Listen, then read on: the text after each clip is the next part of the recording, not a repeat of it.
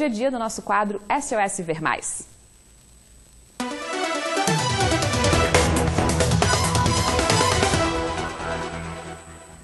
E hoje nós vamos falar sobre saúde das gestantes. Nosso parceiro, o Dr. Felipe Rosenberg, já está aqui comigo para dar orientações, falar dos exames, dos cuidados e tudo mais que envolve isso, né, doutor? Obrigada pela participação mais uma vez. Obrigado. Olha só, a gente falou ainda há pouco aqui, né, a Prefeitura de Xanxerê se preocupando com a sífilis.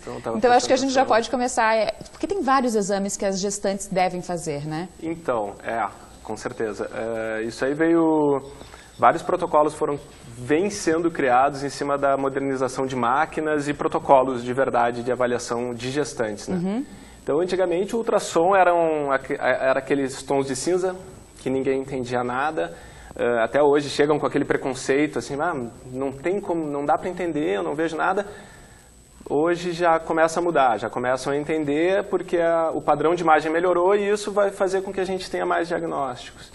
Então se criou hoje uma série de exames que vão predizer uma série de alterações que antigamente nem se cogitava, né? Uhum. Então a gente começa com uma datação bem feita, que geralmente é feito antes das 12 semanas, né? Para fazer a data da gestação, estabelecer bem a data. Isso aí, ali é a base para tudo, né? Então a gente vai ver todos os próximos exames, data provável do parto e tudo mais. Uhum. Daí tem a translucência nucal, que é a nuquinha do nenê. Esse aí é difundido já né, mundialmente, todo mundo já sabe que tem que fazer com 12 a 13 semanas, que é um preditivo para alterações sindrômicas, o mais comum, síndrome de Down. Depois tem o morfológico, né? A partir das 17 semanas a gente consegue ver o sexo, né, com certeza. Então tem um exame que pode ser feito nesse período. E depois um morfológico que com 23 semanas. Né? Depois disso tem o exame 3D, que é com 29 a 30 semanas, que são aqueles rostinhos do bebê, mas não é mais só o rostinho. Hoje em dia o exame 3D avalia uma série de órgãos, coração, crânio, coluna. Que antes era mais por curiosidade, né, dos pais. Então, antes era só para ver o rostinho, o narizinho, e hoje já passou disso aí, né? Hoje não é mais isso. Hoje a gente usa isso aí clinicamente falando. Com 36 semanas tem um exame final que seria para avaliação de peso e líquido do bebê e ver como é que foi a curva de crescimento desse bebê.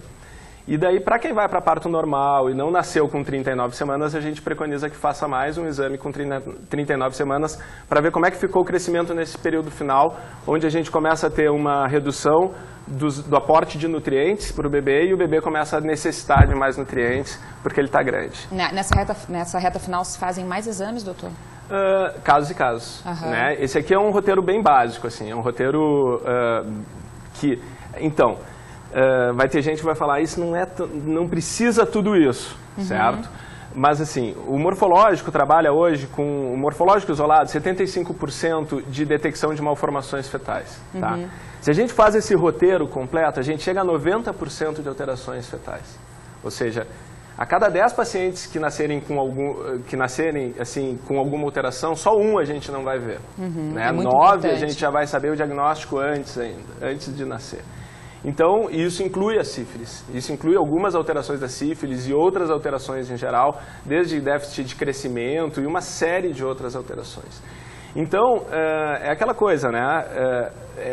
É o pecar pelo excesso, certo? E como você fala de casos e casos, desculpa te interromper, até me lembrei, o meu obstetra sempre dizia, eu te conheço, eu sei que tu não precisa de ser...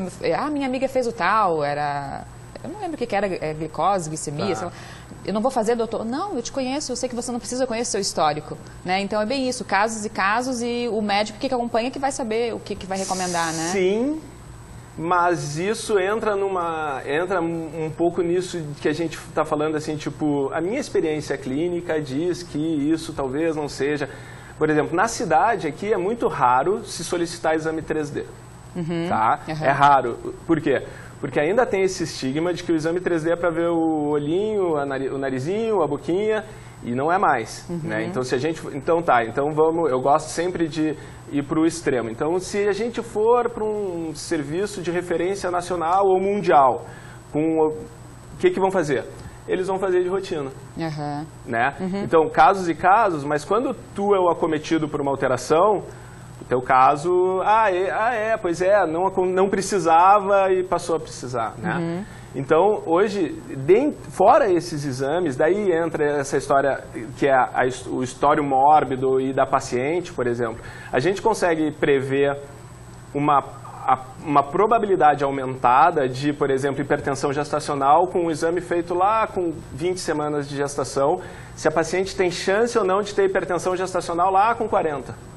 Ou então, de trabalho de parto prematuro com avaliação do colo uterino para ver se tem encurtamento do colo e chance de prematuridade por trabalho de parto prematuro. Sim. Tudo isso são exames que estão na mão do obstetra e que tu pode solicitar todos, tu pode solicitar alguns, só que fazendo estes que eu falei, a gente chega a uma detecção de 90% de alterações. Sim.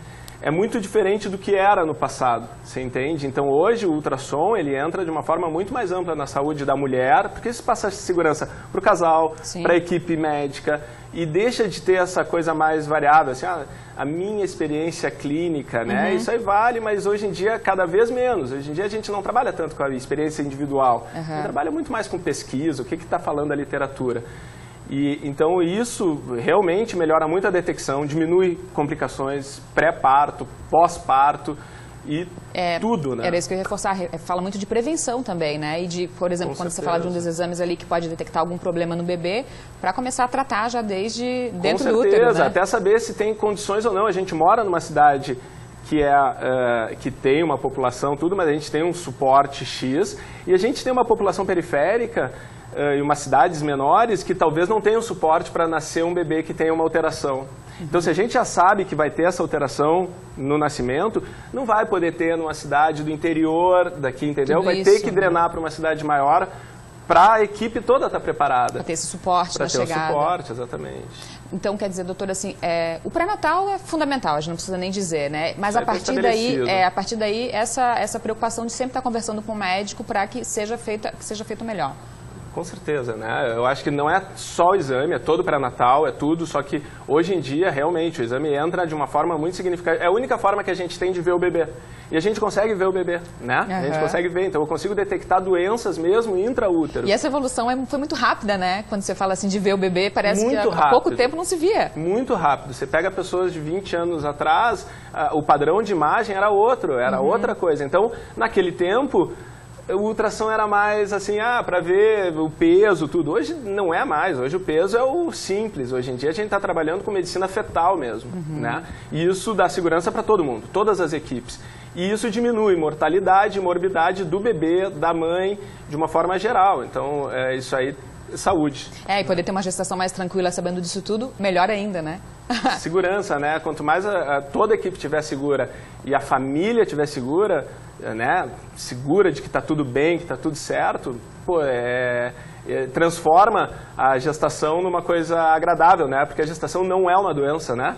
A gestação é saúde, né? É verdade. Obrigada pela participação mais uma vez, pelos esclarecimentos de sempre, doutor Felipe. Bom final de semana. Depois